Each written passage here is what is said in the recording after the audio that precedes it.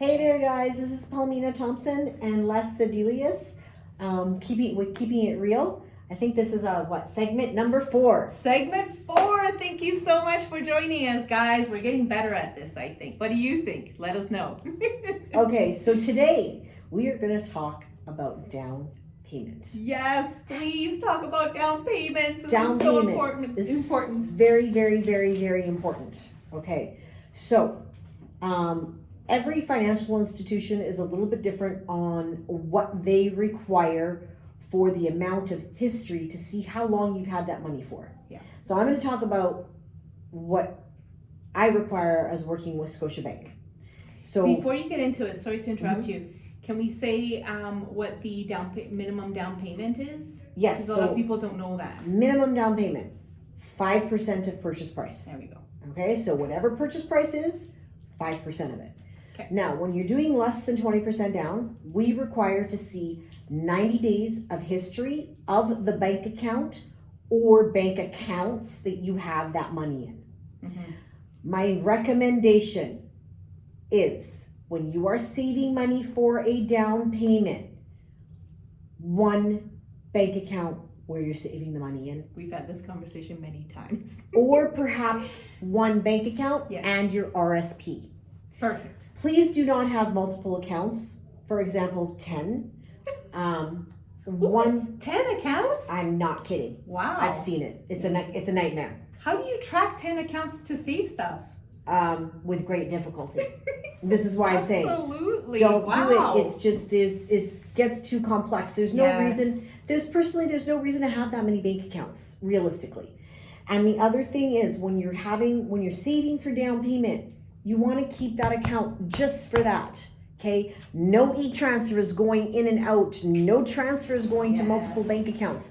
We want to keep it as simple as possible. The reason being, down payment, we require to track the source of funds of down payment. Okay? So all banks are governed by OFSI. That's the governing body that they determine the rules that we have to follow. Okay? One of a very big rule is anti-money laundering. Okay, we are required to follow those rules. Therefore, we need to know where that money is coming from for your down payment. And if I can interject, what Palmina is trying to say is we need to prove that that money comes from a legitimate source. Correct. Well, just like it's plain, simple. Didn't come from drugs, didn't come from money laundering. That money came from your own resources. That's right. So therefore, if you provide me with 90 days of history and I see a $5,000 deposit, I'm going to ask you where it came from. And you're going to have to provide me proof of where it came from. Let's say you sold your car. Yes. Okay? Bill of sale. Yeah. Want to see a bill of sale for that sale. Then we can use it. Or what about somebody gifting them that money? No problem. What we require is a gift letter. Okay, the gift letter needs to be filled out accordingly by all parties and signed. And we do a verification. We do call the gift letter and we ask the gifter 3 questions. Number 1, your name. Number 2, what is your relationship to the borrower? The one thing about gifted funds, you have to be family, immediate family. Brother, sister, father, mother, and it can be grandparents.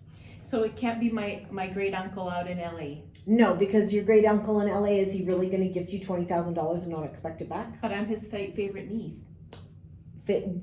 We could ask for an exception. Okay. So that's good to know, you guys. We right? can ask for the exception.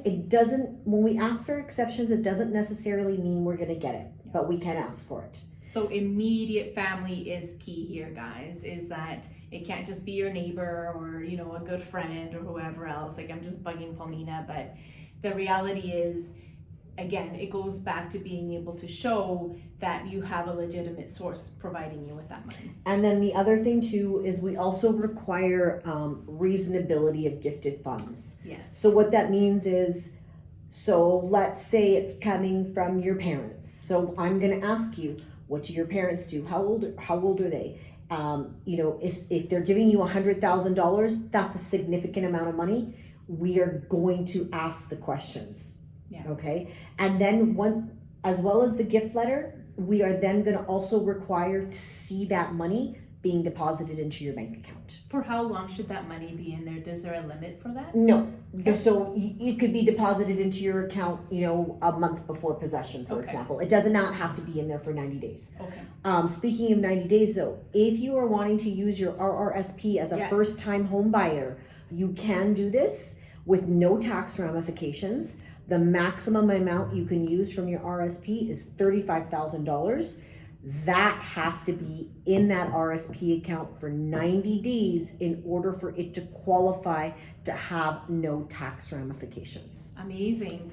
So there's no tax ramifications now, and do I need to pay that money back, Palmina? Yes, you do. Okay. Over 15 years. Perfect. 15 equal installments.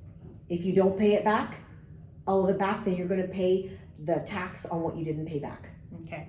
So that's another key thing, because sometimes, again, I've had buyers thinking, oh, I'll use my RSPs and that's great, I already used the money, and then all of a sudden they don't understand why all of a sudden they're getting something from CRA saying, hey, we need this money back. Exactly. Because they've already given you that tax break, right guys? So that's important to keep in mind.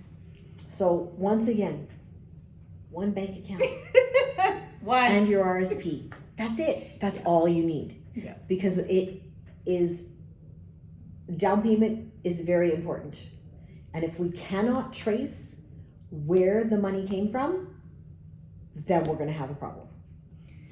So you're not going to have any problems if we plan, if you have one bank account, and maybe your RSPs, like you said. But let's keep it all organized. And of course, you guys, if you have questions, give me a ring or give Palmina a ring, and we'll help you sort it all. So the key thing is, you guys, again, plan and ask questions. And speaking of that, let us know what other questions you want to learn a little bit more about. What is that burning question about buying or selling or even building? Actually, maybe that's our next segment. We'll talk about building. Okay, so thanks again for tuning in, guys. It is now our fourth. Now we're pros, I think. Yeah, we've got this. We've got this. Thanks again, guys. I'm Les Salinas, your neighborhood realtor.